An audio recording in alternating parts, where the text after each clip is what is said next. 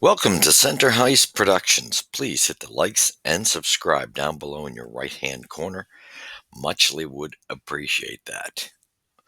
And thank you to my followers and your support. It's never underappreciated. I appreciate it very much. Tell your friends and family. Try to uh, build our community together larger. And if you come across the channel, please subscribe. Don't leave without subscribing, hitting the likes, and share. That's very crucial too, as we have built a Habs channel here with integrity of sticking to factual, and we do a lot of reviews, but we will expand. Just right now, I couldn't. I had hoped to do it in the spring, but however, I have a move, so I'm very limited on time. So when it gets done, when I'm able to expand, I'll expand. Okay, so let's get to it.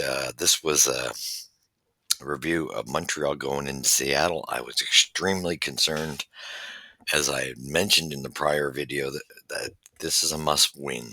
And anyway, Habs lost this. Now, in saying that, they lost it 5-4 in overtime.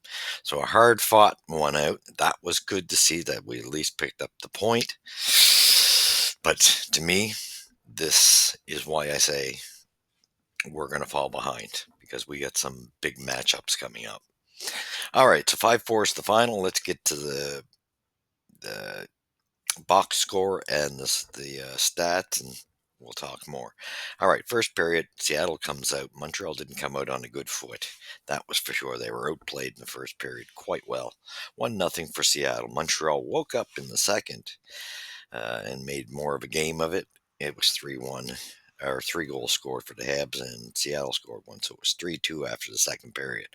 Then Montreal scores one in the third. Seattle scores two to send this into overtime, which was really sad because these 2 goals, I believe they were both power play goals. We'll get into it I'll see it as I go here in the stats, but I'm pretty sure they were. However, that overtime goal was just putrid. Uh, Glad to see Lane Hutson take responsibility. He wasn't the only one. I think Nick could have taken a bit of it too. That can't happen off a face-off. The way Montour blew in there just left Dobish, and Dobish deserved a better fate in this. He played extremely well, and they kind of lost this one for him.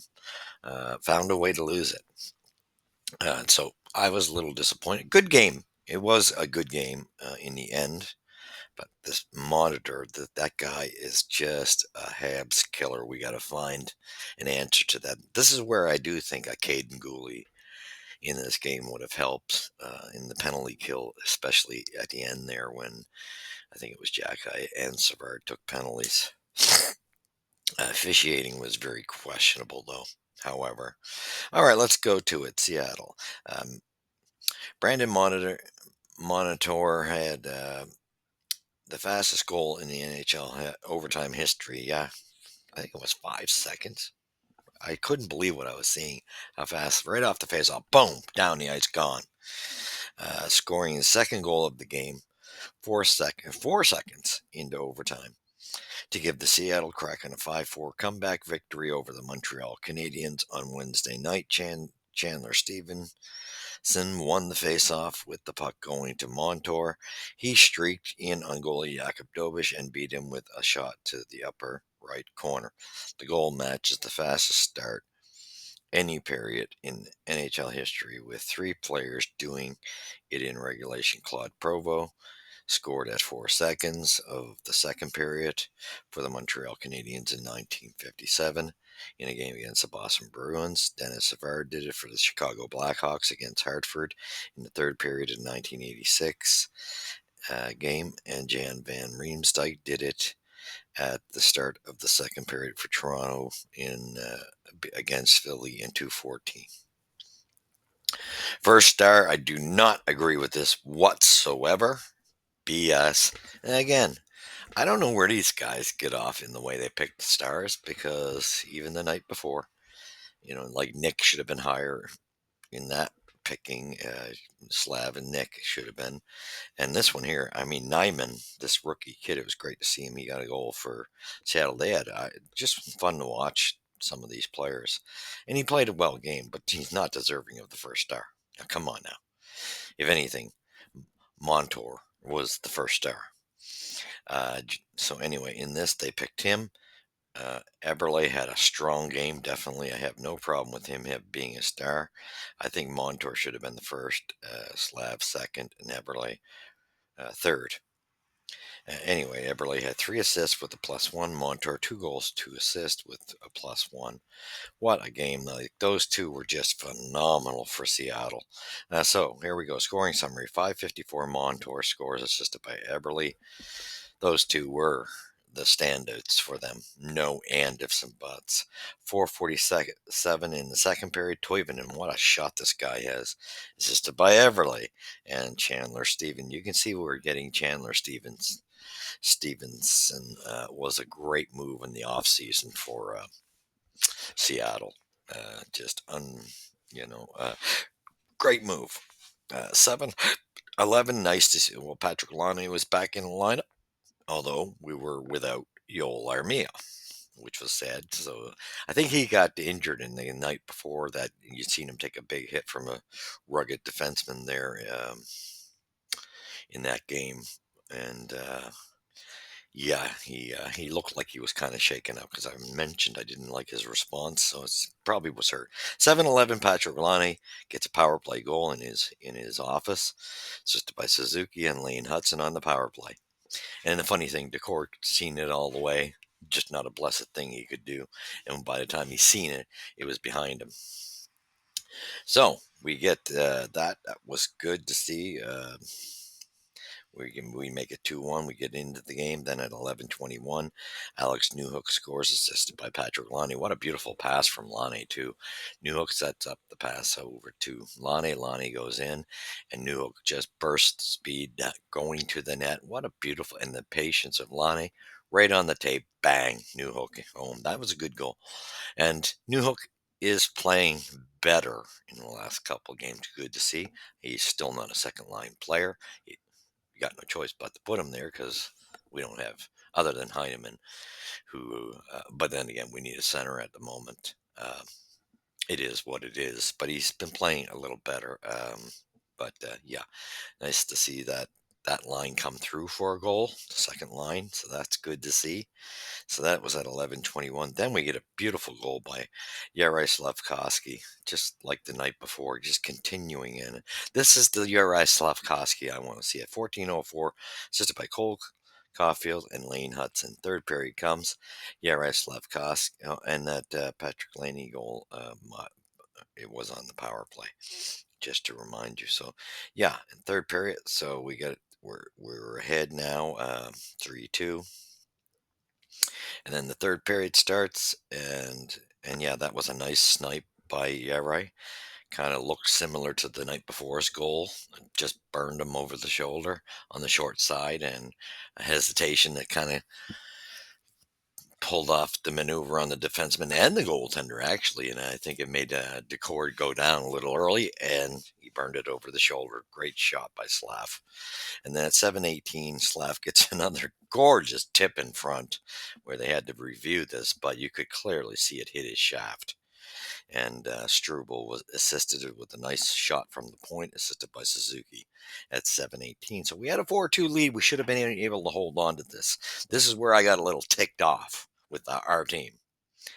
You get a 4-2 lead, and you get to the halfway point of the period. You got to be able to shut that down and close that game. And what do? We take some dumb penalties. Although, gonna say at the same token, a little bit of questionable calls here and there through this game. 10:53, Yanni Nyman gets his first goal as a rookie for the Seattle Kraken, and then who else is involved? Eberle and Brandon Montour. I mean, these guys are just all over the score sheet on the power play. So power play goal, their power play. Evident we can't allow them power plays. They're deadly against us on them. And then 17:48, Matty Beniers scores on the power play, assisted by Dunn and Montour again. Just an incredible game. Beniers had a strong game too. Good, solid game. I mean, you got to hand it to the Kraken. I mean, first they had the lead. Montreal scraps and fights back. This game was back and forth, and then at the end they fight back, and then they take it. So it changes leads several times here. Then we get into fives. This was the embarrassing one. Overtime. You don't expect a play this dumb to happen. And as much as we all praise Hudson, glad to see him take the responsibility. I mean, hey, it is what it is. It's not like we haven't seen several of our veterans make this mistake. We've seen Mike Matheson do it in the past. We've had players do this, and I think we've even had Nick, in one of those before too. This can't happen off the face-off though. This, like Nick is a veteran, being the captain. You got to be prepared for this, whether Lane is or not. Somebody's got to be aware. There's got to be much more awareness. I mean, Montour blew by him. I kind of wonder if he was cheating a bit too, uh, like Hudson said, because man, he just burst out of the gates. But for Hudson, he was the guy particularly responsible, and I put it on a little bit on Nick as well.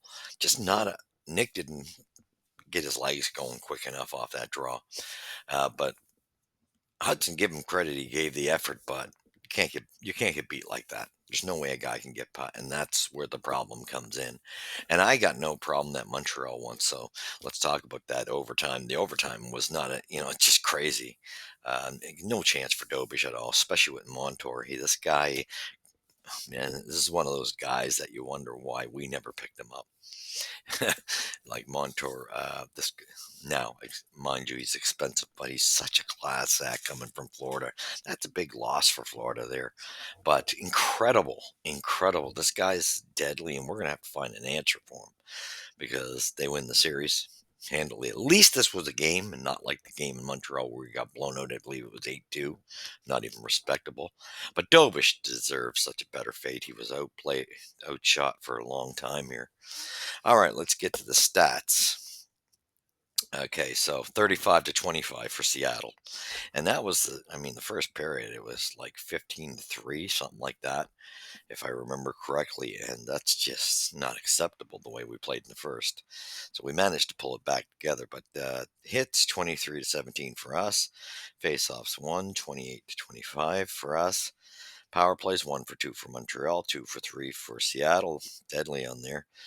Penalty minutes 8-6 for the Habs. Got to watch that. They got to watch the discipline a bit there. Giveaways 12-11 for the Habs. Takeaways 3-2 for Seattle.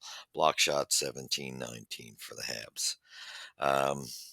Yeah, there was, like I said, there was some bad calls in the officiating that were extremely questionable. But it is what it is.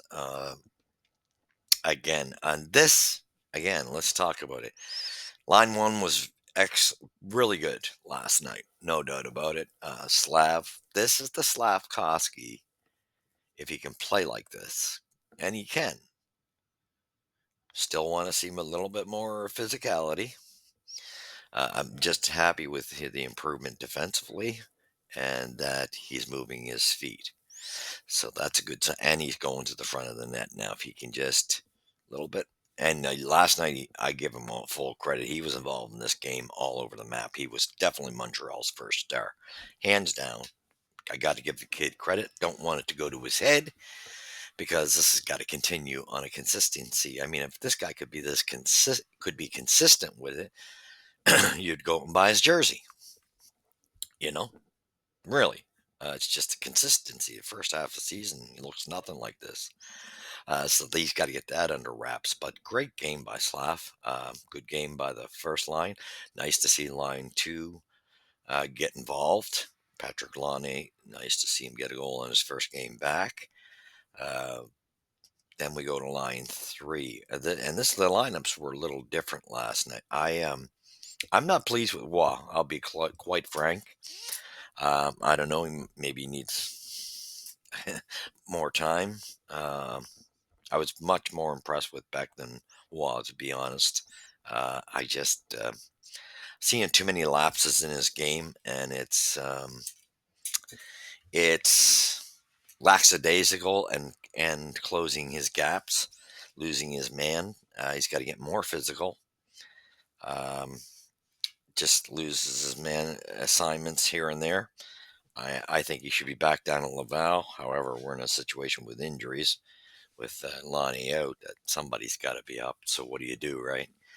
Um, I'm almost to the point of, I don't know.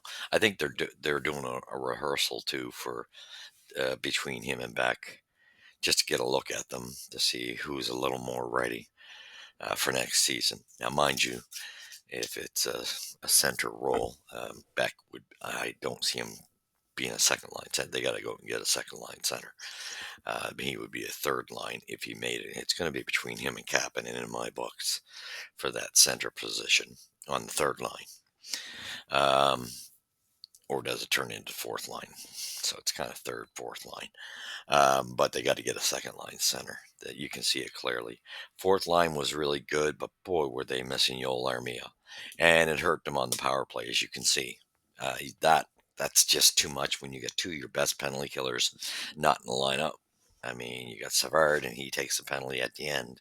That makes three of your best penalty killers gone when he takes that penalty that they tied the game up on.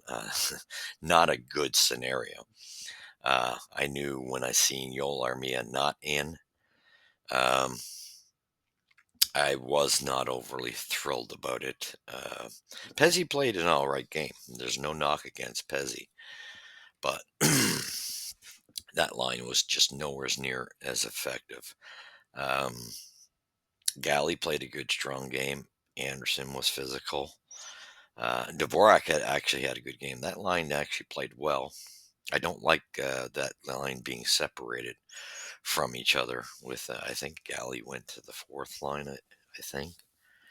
Anyway, I don't like the separation of that whatsoever. I don't like Waugh um, in that, or those combinations. I think you got to keep. I honestly think you have to keep Anderson, Dvorak, and Galley together. They were playing well. And I just love Galley's heart. And Anderson was playing a good, heartful game as well. And he's had a good season. I'm so proud of him this season. Him and Galley, hands down, great seasons. But this was what I was talking about, and this was my concern. This, to me, was the game that was going to give you insight on whether the Habs could pull off um, being in the mix longer. I think now you're going to see that no, the question was answered. Yes, they put up a good fight.